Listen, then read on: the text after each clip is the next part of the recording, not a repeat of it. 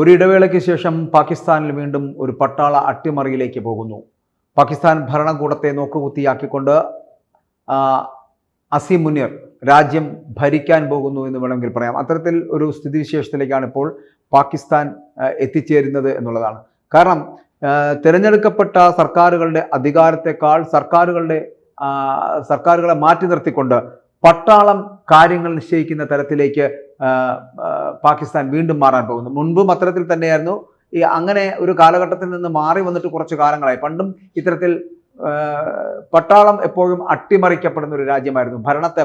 ജനാധിപത്യ വ്യവസ്ഥയിലൂടെ ഉണ്ടാകുന്ന ഭരണ സംവിധാനങ്ങളെ തകർക്കുന്ന ഒരു രാജ്യമായിരുന്നു എപ്പോഴും പാകിസ്ഥാൻ എന്ന് പറയപ്പെടുന്നത്. കാരണം പലവട്ടം അത് അവിടെ നടപ്പിലാക്കിയിട്ടുള്ളതുമാണ്. പ്രധാനമന്ത്രിയേക്കാൾ പ്രാധാന്യത്തിൽ ലോകരാജ്യങ്ങളുമായി കൂടിക്കാഴ്ചകളും മറ്റും നടത്തുന്നത് ഇപ്പോൾ തന്നെ ഒന്ന് ആലോചിച്ച് നോക്കിയാൽ അസീം മുനീറാണ്. കാരണം പാക് സൈനിക മേധാവിയായിട്ടുള്ള അസീം മുനീറാണ് പ്രധാനമന്ത്രിയേക്കാൾ പ്രാധാന്യത്തിൽ ലോകരാജ്യങ്ങളുമായിട്ട് ഇപ്പോൾ സംവദിക്കുന്നത് എന്നുള്ളതാണ്. അമേരിക്കൻ പ്രസിഡന്റ് ഡൊണാൾഡ് ട്രംപുമായിട്ട് അടക്കം മുനീർ കൂടിക്കാഴ്ചകൾ നടത്തി കഴിഞ്ഞിരിക്കുന്നു. പാകിസ്ഥാനിൽ അപൂർവ ധാതു ഖനനത്തിന് അമേരിക്ക ഒരുങ്ങുന്നതായിട്ടുള്ള വാർത്തകളടക്കം ഇപ്പോൾ എത്തുന്നുണ്ട്. ഇപ്പോഴത്തെ അസീം മുനീർ കൂടുതൽ ശക്തനാകുന്നു എന്നുള്ള വാർത്തകളാണ് പുറത്തു വരുന്നത്. കാരണം സൈനിക മേധാവിക്ക് രാജ്യത്തെ സായുധ സേനകളുടെ സർവാധികാരം നൽകുന്ന ഭരണഘടനാ ഭേദഗതിക്കാണ് പാകിസ്ഥാൻ ഇപ്പോൾ നീങ്ങുന്നത്, അല്ലെങ്കിൽ അതിനുവേണ്ടിയുള്ള തയ്യാറെടുപ്പുകൾ നടത്തുന്നു എന്നുള്ളതാണ്. അപ്പോൾ ഈ ഭേദഗതിയിലൂടെ സൈനിക മേധാവിയായിട്ടുള്ള അസീം മുനീറിന് മുൻ സൈനിക മേധാവികളെക്കാൾ അധികാര പരിധി ലഭിക്കുന്നു, അല്ലെങ്കിൽ അത്തരത്തിലുള്ള അധികാര പരിധി ലഭിക്കാൻ പോകുന്നു എന്നുള്ളതാണ്. ചീഫ് ഓഫ് ഡിഫൻസ് ഫോഴ്സ് എന്ന പുതിയ പദവിയാണ് അസീം മുനീറിന് ഇനി നൽകാൻ പോകുന്നത്. അങ്ങനെ കരസേന, നാവികസേന, വ്യോമസേന എന്നിവയുടെ സംയുക്ത അധികാരം അസീം മുനീറിന് ലഭിക്കുന്നതോടുകൂടി പാകിസ്ഥാൻ ഒരു സൈനിക സർവാധികാര രാജ്യമായി മാറും എന്നുള്ള വിലയിരുത്തൽ തന്നെയാണ് ഇപ്പോൾ ഉണ്ടാകുന്നത് എന്നുള്ളത്. അതേസമയം പട്ടാള അട്ടിമറികൾ എന്ന് പറയപ്പെടുന്ന ഞാൻ ആദ്യം സൂചിപ്പിച്ചതുപോലെ പതിവാണ് പാകിസ്ഥാനിൽ. ഇത് മറ്റൊരു അട്ടിമറിക്ക് വഴിവെക്കാൻ പോകുന്നു എന്നുള്ള ആശങ്കയാണ് ഇപ്പോൾ ശക്തമാകുന്നത് എന്നുള്ളത്. മുൻപും പലവട്ടം ഇത്തരത്തിലുള്ള പട്ടാള അട്ടിമറികൾ അവിടെ നടന്നിട്ടുണ്ട്. പക്ഷെ അതൊന്നും നടപ്പിലാക്കുവാനോ അല്ലെങ്കിൽ അതൊക്കെ സ്വീകരിക്കുവാനോ അതിനോടൊക്കെ യോജിച്ചു പോകുവാനോ പലപ്പോഴും കഴിഞ്ഞിട്ടില്ല. പക്ഷെ അതിനുശേഷം ഇപ്പോഴത്തെ ഒരു സാഹചര്യത്തിൽ വീണ്ടും ഇത് അട്ടിമറിയിലേക്ക് എത്തുന്നു എന്നുള്ള ആശങ്ക എത്തുന്നു. മാധ്യമങ്ങൾക്ക് ലഭിച്ച ഈ ഭരണഘടനാ ഭേദഗതിയുടെ ആ കരട് രേഖ പ്രകാരം പ്രധാനമന്ത്രിയായിട്ടുള്ള ഷഹബാസ് ഷെരീഫിന്റെയും പ്രസിഡന്റ് ആസിഫ് അലി സർദാരിയുടെയും നേതൃത്വത്തിലാണ് ഇപ്പോൾ ഈ മാറ്റങ്ങൾ നടത്താൻ പോകുന്നത് എന്നുള്ള. അപ്പോൾ ഫെഡറൽ ക്യാബിനറ്റിന്റെ അംഗീകാരം ലഭിച്ച ഉടൻ 27ാം ഭരണഘടനാ ഭേദഗതി ബിൽ ഈ വരുന്ന ദിവസങ്ങളിൽ സെനറ്റിൽ തന്നെ കഴിഞ്ഞ ദിവസം അവതരിപ്പിക്കുകയും നിയമനീതി സ്റ്റാൻഡിംഗ് കമ്മിറ്റികളുടെ പുനഃപരിശോധനയ്ക്ക് വിടുകയും ചെയ്യുകയാണ്. ഇനി പാക് നിയമമന്ത്രിയായിട്ടുള്ള അസം നസീർ തരാർ അദ്ദേഹം അവതരിപ്പിച്ച ബിൽ ഫെഡറൽ ഭരണഘടനാ കോടതിയുടെ രൂപവൽക്കരണം, ഹൈക്കോടതി ജഡ്ജിമാരെ നിയമിക്കുന്നതിനുള്ള നടപടിക്രമങ്ങൾ, പ്രൊവിൻഷ്യൽ ക്യാബിനറ്റുകളുടെ പരിധി മാറ്റം, മാത്രമല്ല സൈനിക നേതൃത്വത്തിന്റെ പുനഃസംഘടന തുടങ്ങിയ സമഗ്രമായിട്ടുള്ള ഭരണഘടനാ മാറ്റങ്ങൾ നിർദ്ദേശിക്കുന്ന തരത്തിലുള്ള സംവിധാനങ്ങൾ ഒരുങ്ങുന്നു എന്നാണ്. അപ്പോൾ സായുധ സേനയുടെ നിയന്ത്രണവും അധികാരവും ഫെഡറൽ സർക്കാരിനായിരിക്കുമെന്ന് നിലവിൽ പറയുന്ന ആർട്ടിക്കിൾ 243 നിർദ്ദിഷ്ട മാറ്റങ്ങൾ വിശദീകരിച്ചുകൊണ്ട് അധികാര ഘടനകളും നിയമനങ്ങളും പുനർനിർവചിക്കുവാൻ പുതിയ വ്യവസ്ഥകൾ ചേർക്കുന്നുണ്ട് എന്ന് തന്നെയാണ് ഇപ്പോൾ മന്ത്രി പറഞ്ഞിരിക്കുന്നത്. അത്തരത്തിൽ ഭേദഗതി പ്രകാരം സൈനിക മേധാവി ഒരേ സമയം സംയുക്ത സേനാ മേധാവിയായും പ്രവർത്തിക്കേണ്ട ഒരു സാഹചര്യത്തിലേക്ക് എത്തപ്പെടുന്നു. അതോടുകൂടി 3 സൈനിക വിഭാഗങ്ങളുടെയും നേരിട്ടുള്ള അധികാരം സൈനിക മേധാവിയിൽ നിക്ഷിപ്തമാവുകയും ചെയ്തു. സ്ഥാനപരമായിട്ട് നിലവിലുള്ള joint chief of staff committee chairman പദവി നിർത്തലാക്കാനും ഇതിലൂടെ ആ ബിൽ ലക്ഷ്യമിടുകയാണ്. നിലവിലെ ചെയർമാന്റെ കാലാവധി അവസാനിക്കുന്ന 2025 നവംബർ മാസം 27 മുതൽ ഈ സ്ഥാനം ഇല്ലാതാക്കാൻ പോകുന്നു.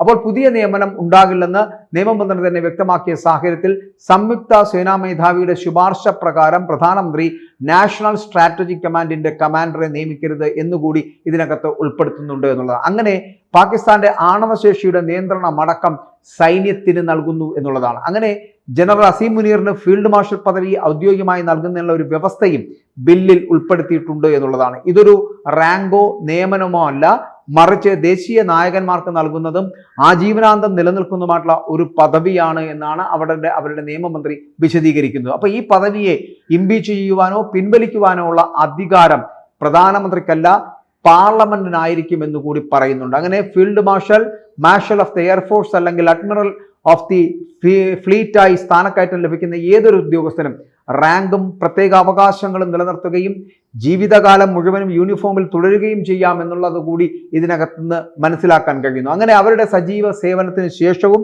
രാജ്യത്തിന്റെ താല്പര്യാർത്ഥം ഫെഡറൽ സർക്കാരിന് അവർക്ക് ചുമതലകൾ നൽകാമെന്ന് കൂടി ഈ ബില്ല് വ്യക്തമാക്കുകയാണ്.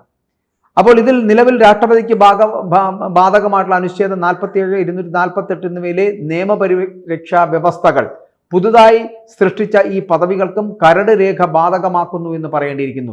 അങ്ങനെ ഇത് ആജീവനാന്ത നിയമപരിരക്ഷ ഉറപ്പാക്കുന്നു. വിരമിച്ചതിനു ശേഷവും സൈനിക ഉന്നതരെ പദവിയിൽ നിന്ന് നീക്കം ചെയ്യൽ, ജുഡീഷ്യൽ പരിശോധന അല്ലെങ്കിൽ രാഷ്ട്രീയ ഉത്തരവാദിത്തം എന്നിവയിൽ നിന്ന് സംരക്ഷണം നൽകും. പ്രധാനമന്ത്രിയുടെ ഉപദേശപ്രകാരമാണ് ഇത്തരത്തിലുള്ള നിയമനങ്ങൾ നടത്തുന്നത് എന്ന് ഭേദഗതി നിലനിർത്തുന്നുണ്ട് എങ്കിലും യഥാർത്ഥ അധികാരം സംയുക്ത സേനാ മേധാവിയിലേക്ക് മാറ്റപ്പെടുന്നു എന്നുള്ളതാണ് ഇതിന്റെ പ്രത്യേകത. എല്ലാ പ്രധാന ശുപാർശകളും അപ്പോൾ ഈ സംയുക്ത സേനാ മേധാവിയിലേക്ക് എത്തുന്നു. അദ്ദേഹത്തിന്റെ ഓഫീസിൽ നിന്നായിരിക്കും ബാക്കിയുള്ള എല്ലാ തരത്തിലുള്ള ശുപാർശകളും പിന്നെ വരുന്നത് എന്നുള്ളതാണ്. അങ്ങനെ ഇതിലൂടെ സംഭവിക്കാൻ പോകുന്ന രാഷ്ട്രീയ പാർട്ടികൾ ദുർബലമാവുകയും സമ്പദ് വ്യവസ്ഥ സൈനികവൽക്കരിക്കപ്പെടുകയും അധികാരം സൈന്യത്തിന്റെ നിയന്ത്രണത്തിൽ ഭരണഘടനാപരമാക്കുകയും ചെയ്യുന്നതോടെ ഈ ഭേദഗതി അസീം മുനീറിന്റെ അധികാരം നിയമപരമായി ഉറപ്പിക്കുന്നു എന്നുള്ളതാണ്. പാകിസ്ഥാന്റെ സൈന്യത്തെ ഭരണകൂടത്തെ മാത്രമല്ല ഭരണഘടനയെ തന്നെ നിയന്ത്രിക്കുന്ന ഒന്നാക്കി മാറ്റുകയും ചെയ്യും. അപ്പോൾ ഇന്ത്യയുമായിട്ടുള്ള സംഘർഷങ്ങൾക്ക് അതിനുശേഷമാണ് സൈനിക കമാൻഡിന്റെ ഭരണഘടന അടിത്തറ ശക്തിപ്പെടുത്തുവാനുള്ള നീക്കം പാകിസ്ഥാൻ നടത്തുന്നത്. ഇന്ത്യ പാക് സംഘർഷങ്ങളിൽ നിന്ന് പാഠങ്ങൾ ഉൾക്കൊണ്ടാണ് ഭരണഘടനാ ഭേദഗതി എന്ന് ബില്ല് അവതരണത്തിനിടെ തന്നെ ഇതുമായിട്ട് ബന്ധപ്പെട്ട് ഇത്തരത്തിലൊരു പുതിയ ബിൽ രൂപീകരിക്കപ്പെടുന്നത്. സമീപകാല പാകിസ്ഥാൻ ഇന്ത്യ സംഘർഷങ്ങൾ നമ്മെ നിരവധി പാഠങ്ങൾ പഠിപ്പിച്ചു എന്നുകൂടി അവർ പറയുന്നുണ്ട്. യുദ്ധത്തിൻ്റെയും ഒപ്പം തന്നെ യുദ്ധത്തിന്റെ സ്വഭാവം തന്ത്രവും ഒക്കെ പൂർണ്ണമായിട്ടും മാറിയിരിക്കുന്ന ഒരു കാലഘട്ടത്തിലാണ് നമ്മൾ പോയിക്കൊണ്ടിരിക്കുന്നത് എന്ന് മാത്രമല്ല നിയമന നടപടിക്രമങ്ങളും ചില തസ്തികകളും മുമ്പ് സൈനിക നിയമത്തിലായിരുന്നു അല്ലെങ്കിൽ അവരുടെ ഒപ്പത്തിലായിരുന്നു എന്ന് വേണമെങ്കിൽ പറയാം. പക്ഷെ 1973 ഭരണഘടനയിൽ അവ പരാമർശിച്ചിരുന്നില്ല. ഈ ഭേദഗതി എന്ന് പറയപ്പെടുന്നത് ഇപ്പോൾ ഈ ഭേദഗതിയിലൂടെ വരുമ്പോൾ സംഭവിക്കാൻ പോകുന്നത് അസീം മുനീറിനെ പോലൊരു വ്യക്തിയിലേക്ക് പാകിസ്ഥാന്റെ ഭരണം എത്തപ്പെടുന്നു എന്നുള്ളതാണ്. അപ്പോൾ പാകിസ്ഥാൻ ഭരണകൂടത്തെ നോക്കുകുത്തിയാക്കിക്കൊണ്ട് അസീം മുനീർ രാജ്യം ഭരിക്കാൻ പോകുന്നു എന്നുള്ളതാണ്. പാക് സൈനിക മേധാവി എന്ന് പറയപ്പെടുന്ന വ്യക്തിക്ക് സായുധ സേനകളുടെ അടക്കം സർവാധികാരം നൽകുന്ന ഭരണഘടനാ ഭേദഗതിക്കാണ് പാകിസ്ഥാൻ ഇത്തരത്തിലൊരു നീക്കം നടത്തുന്നത്. സർവാധികാരം നൽകുന്ന ഭരണഘടനാ ഭേദഗതിക്ക് പാകിസ്ഥാന്റെ നീക്കം നടക്കുമ്പോൾ അത് ദൂരവ്യാപകമായി എന്തൊക്കെ പ്രത്യാഘാതം സൃഷ്ടിക്കുമെന്ന് അവർ മനസ്സിലാക്കുന്നില്ല എന്നുള്ളത്. സംയുക്ത സേനാ മേധാവി തസ്തിക സൃഷ്ടിക്കപ്പെടുന്നു. ഒപ്പം തന്നെ പട്ടാള അട്ടിമറികൾ തുടർച്ചയായി ഉണ്ടാകുന്ന രാജ്യമാണ് പാകിസ്ഥാൻ. വീണ്ടും ഒരു സൈനിക ഭരണത്തിലേക്ക് പാകിസ്ഥാൻ നീങ്ങുന്നു എന്നുള്ളതിന്റെ സൂചനകളാണ്. നമുക്കറിയാം മുമ്പും പല കാലഘട്ടങ്ങളിൽ ഈ പാകിസ്ഥാനിൽ പലതരത്തിലുള്ള പട്ടാള അട്ടിമറികൾ ഉണ്ടായിട്ടുണ്ട്. ഇതിനു മുൻപുള്ള പ്രധാനമന്ത്രിമാരടക്കം അത്തരത്തിലുള്ള പലതരത്തിലുള്ള പട്ടാള അട്ടിമറികളിലൂടെ എത്തപ്പെടാൻ മുഷറഫ് അടക്കമുള്ളവർ അത്തരത്തിൽ എത്തപ്പെട്ടുള്ള പാകിസ്ഥാൻ നേതാക്കന്മാരാണ്. ഇവരൊക്കെ സൈനിക ബലത്തിൽ മാത്രം മുന്നിലോട്ട് വരികയും അതിനുശേഷം സൈനിക ശക്തി എത്രത്തോളം ഉണ്ട് അല്ലെങ്കിൽ സൈനിക ശക്തിയുടെ ബലത്തിൽ മാത്രം ഒരു രാജ്യത്തോട് കിടപിടിക്കുന്ന തരത്തിലേക്ക് എത്തപ്പെടുകയും അവിടുത്തെ ജനാധിപത്യ സംവിധാനത്തിലൂടെ തിരഞ്ഞെടുക്കപ്പെടുന്ന ഭരണ സംവിധാനത്തെ അല്ലെങ്കിൽ ജനാധിപത്യത്തെ കശാപ്പ് ചെയ്തുകൊണ്ട് പട്ടാള അട്ടിമറികൾ നടത്തുകയും ചെയ്യുന്ന ഒരു കാലഘട്ടം മുമ്പും പലവട്ടം അവിടെ ഉണ്ടായിട്ടുണ്ട്. അതിനുശേഷം കുറച്ച് വർഷങ്ങൾക്ക് ശേഷം അല്ലെങ്കിൽ ഒരു ഇടവേളയ്ക്ക് ശേഷമാണ് വീണ്ടും അസീം മുനീറിനെ പോലൊരു വ്യക്തിയിലേക്ക് രാജ്യത്തിന്റെ പരമാധികാരം എത്തപ്പെടുന്ന അല്ലെങ്കിൽ പട്ടാള അട്ടിമറിക്കുള്ള സാധ്യതകളിലേക്ക് എത്തപ്പെടുന്നത് എന്നുള്ള പാകിസ്ഥാന്റെ ഇപ്പോഴത്തെ സ്ഥിതിവിശേഷം എന്ന് പറയപ്പെടുന്നത് താലിബാൻ അടക്കമുള്ളവരുടെ ആക്രമണം, ഇന്ത്യയുമായിട്ടുള്ള ആക്രമണം, ഇതൊക്കെ വല്ലാതെ പാകിസ്ഥാനെ ശോഷിപ്പിക്കുന്നുണ്ട്. ആ ഒരു കാലഘട്ടത്തിൽ ഇനി മുന്നോട്ടുള്ള യാത്രയിൽ നമുക്കറിയാം എല്ലാ രാജ്യങ്ങളുടെയും പ്രധാനമന്ത്രിമാരും പ്രസിഡന്റുമാരായിരിക്കും മറ്റുള്ള രാജ്യങ്ങളിലെ പ്രസിഡന്റുമാരും പ്രധാനമന്ത്രിയുമായിട്ട് നയതന്ത്ര ബന്ധങ്ങളടക്കം ചർച്ച ചെയ്യപ്പെടുന്നതും വ്യാപാര കരാറുകളെക്കുറിച്ച് ചർച്ച ചെയ്യപ്പെടുന്നതും ആണവ കരാറുകളെക്കുറിച്ച് ചർച്ച ചെയ്യുന്നതും ഒക്കെ അങ്ങനെയാണ്. പക്ഷെ ഇവിടെ പാകിസ്ഥാനിൽ അസീം മുനീറിനെ പോലൊരു മിലിറ്ററി ഓഫീസറാണ് ബാക്കിയുള്ള കാര്യങ്ങൾ ഇപ്പോൾ ട്രംപുമായിട്ട് അമേരിക്കയുടെ പ്രസിഡന്റായിട്ട് ട്രംപുമായിട്ടടക്കം ചർച്ച ചെയ്യുന്നത് അവിടുത്തെ പ്രസിഡന്റ് അല്ല അല്ലെങ്കിൽ അവിടുത്തെ പ്രധാനമന്ത്രിയല്ല, പകരം അസീം മുനീർ എന്ന് പറയപ്പെടുന്ന പാകിസ്ഥാന്റെ സൈനിക മേധാവിയാണ് ഈ ട്രംപുമായിട്ടടക്കം ചർച്ചകൾ നടത്തുന്നത്. ബാക്കിയുള്ള പല രാജ്യങ്ങളുമായിട്ട് ചർച്ച നടത്താൻ എത്തുന്നതടക്കം ഈ അസീം മുനീറാണ്. അപ്പോൾ അങ്ങനെ അസീം മുനീറിനെ പോലൊരാൾക്ക് ഈ സർവാധികാരം നൽകുക അല്ലെങ്കിൽ പട്ടാളത്തിലെ എല്ലാ അധികാരങ്ങളും നൽകുകയും ഈ പട്ടാളത്തിൻ്റെ കൈകളിലേക്ക് രാജ്യം പോവുകയും ചെയ്യുക എന്ന് പറഞ്ഞാൽ ആ രാജ്യം വീണ്ടും തകർന്ന് തരിപ്പണമാകാൻ പോകുന്നു എന്നുള്ളതിൻ്റെ സൂചനകളാണ്. പട്ടാളം അട്ടിമറിക്കപ്പെട്ട് പലവട്ടം രാജ്യം ഛിന്ന ഭിന്നമായി പോയതാണ്. അതിൽ നിന്നും വീണ്ടും പലവട്ടം ഈ പറയുന്ന പോലെ ഒരു ജനാധിപത്യ സംവിധാനത്തിലേക്ക് മടങ്ങി വരികയും ആ ജനാധിപത്യ സംവിധാനത്തെ അംഗീകരിക്കുവാൻ പലപ്പോഴും അവിടുത്തെ പട്ടാള മേധാവികൾക്ക് കഴിയാതെ വരികയും ഈ ജനാധിപത്യ വ്യവസ്ഥയിലേക്ക് എത്തപ്പെടുന്ന പ്രധാനമന്ത്രിയെയും പ്രസിഡന്റിനെയൊക്കെ നോക്കുകുത്തിയാക്കുന്ന തരത്തിലേക്ക് അവിടെയുള്ള പട്ടാള മേധാവിമാർ ഉയർന്നു വരികയും ചെയ്യുന്നുണ്ട്. അവർക്ക് പലപ്പോഴും ഇവരെയൊക്കെ ഹൈജാക്ക് ചെയ്യാൻ കഴിയുന്നു. അല്ലെങ്കിൽ ഇവരെയൊക്കെ ഈ പറയുന്ന പോലെ പ്രധാനമന്ത്രി ആണെങ്കിലും പ്രസിഡന്റ് ആണെങ്കിലും അവരെല്ലാം വെറും നോക്കുകുത്തികളും സ്റ്റാമ്പുകളുമായിട്ട് മാറ്റുന്ന ഒരു സ്ഥിതിവിശേഷം ഉണ്ടാകുന്നു. പകരം ഇവിടുത്തെ പല പട്ടാള മേധാവികളും അധികാരം പിടിച്ചെടുക്കുകയും ചെയ്തു. ഇനിയും ഇത്തരത്തിൽ അസീം മുനീറിലേക്ക് പാകിസ്ഥാന്റെ ഭരണം എത്തപ്പെടുമ്പോൾ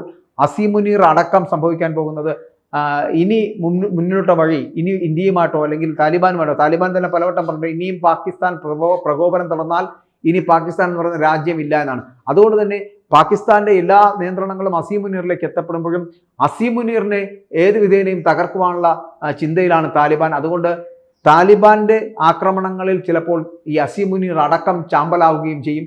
പാകിസ്ഥാൻ എന്ന് പറയപ്പെടുന്ന രാജ്യം ഇതോടുകൂടി നശിക്കുകയും ചെയ്യും എന്ന് പറയേണ്ടിയിരിക്കുന്നു. കൂടുതൽ വാർത്തകളും വിശേഷങ്ങളും നിങ്ങളിലേക്ക് എത്താൻ ABC മലയാളം സബ്സ്ക്രൈബ് ചെയ്യുക, ബെൽ ബട്ടണും അമർത്തുക.